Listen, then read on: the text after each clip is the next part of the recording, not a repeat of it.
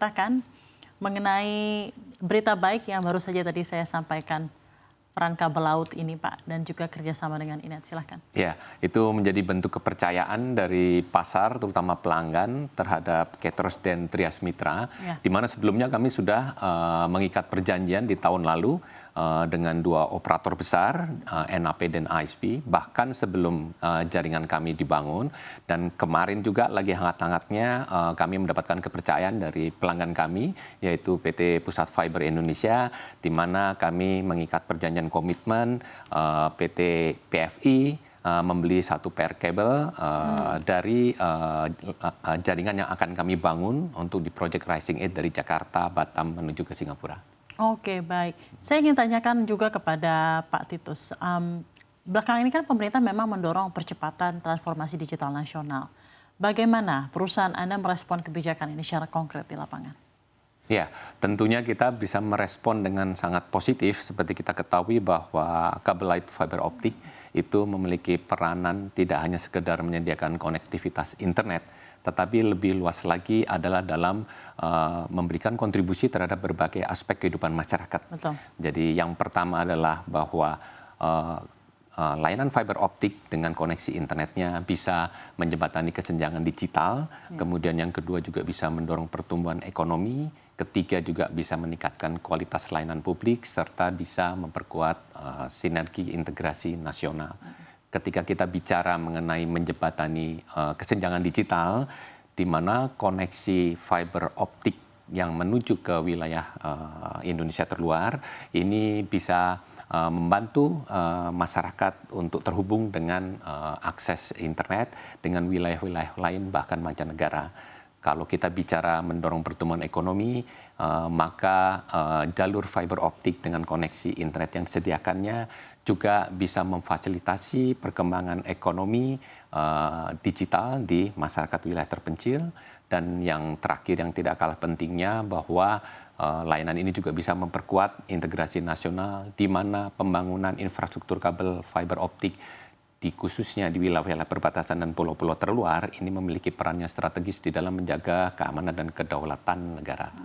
Indonesia seperti yang kita ketahui bersama dan KETR tentunya ketahui bahwa ya Indonesia dengan geografis yang unik dan begitu banyak wilayah 3T, Mas, terdepan, terpencil, dan tertinggal. Bagaimana Anda sendiri melihat peran dari kabel laut dalam mendukung transformasi digital di Indonesia? Namun dari sisi Anda melihat juga ada pain point terutama dari segi infrastruktur ataupun dari segi biaya dan lain-lain. Bagaimana Anda melihat hal ini? Ya, poin pertama terkait dengan manfaatnya bagi wilayah terpencil. Keberadaan dari infrastruktur kabel optik bawah laut ini bukan hanya dipandang sebagai infrastruktur, tetapi juga bisa menjadi jembatan kemajuan yang membuka berbagai peluang untuk wilayah terpencil dalam peningkatan kualitas hidup, kemudian juga untuk mendorong pertumbuhan ekonomi serta memperkuat integrasi nasional seperti yang saya bahas sebelumnya. Nah, pain point terkait dengan tantangan-tantangan yang kita hadapi di dalam pembangunan jalur kabel laut bawah optik, yang menarik bahwa kondisi kepulauan Indonesia yang begitu banyak, kita terbagi dua terkait dengan tingkat kedalaman lautnya. Ya, betul. Di wilayah barat biasanya kedalamannya adalah di laut dangkal sekitar 50 meter, kalau di wilayah timur itu adalah laut dalam sekitar hingga lebih dari 1.000 sampai 2.000 meter. Nah, selama ini kami terus memperkuat kompetensi dan kapabilitas kami di dalam meningkatkan kemampuan kami di dalam membangun kabel laut di tingkat kedua kedalaman tersebut, di mana untuk yang di tingkat kedalaman yang dangkal di sekitar 50 meter, maka kami akan menanam kabel laut tersebut di bawah tanah karena ada banyak potensi kapal-kapal yang melintasi kabel laut yang di bawah ini untuk bisa memotong dan memutus kabel tersebut, sehingga kami memanfaatkan menggunakan teknologi untuk menanam kabel laut sehingga bisa relatif aman, tidak ada potensi putus. Namun untuk di wilayah-wilayah timur yang memiliki tingkat kedalaman yang tinggi, maka kami cukup melakukan penggelaran tanpa harus menanam, cukup di permukaan dasar atau di pertengahan laut karena potensi untuk kapal atau hal lain yang bisa merusak kabel laut tersebut juga minim. Begitu. Proyek kabel laut yang memang sedang dikerjakan oleh KATR pada tahun 2025 ini apa saja, Pak Titus, dan mungkin bagaimana prospeknya? Jadi saat ini di samping kita sebenarnya sudah membangun sekitar 7 kabel laut dan kabel darat yang sudah dimanfaatkan oleh para pelanggan kami. Khusus di tahun ini kami sekarang konsentrasi untuk membangun kembali jalur kabel laut dari Jakarta menuju ke Singapura.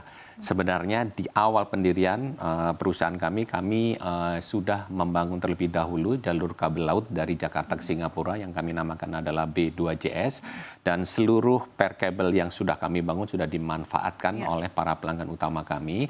Dan tampaknya ketika era di masa COVID 2020 ketika terjadi lonjakan permintaan yang sangat tinggi terhadap kapasitas bandwidth internet menuju akses ke dunia luar, maka pelanggan-pelanggan kami tampaknya membutuhkan dan meminta kami kembali untuk membangun jalur tersebut ke Singapura. Itu yang menjadi proyek utama strategis kami di tahun ini.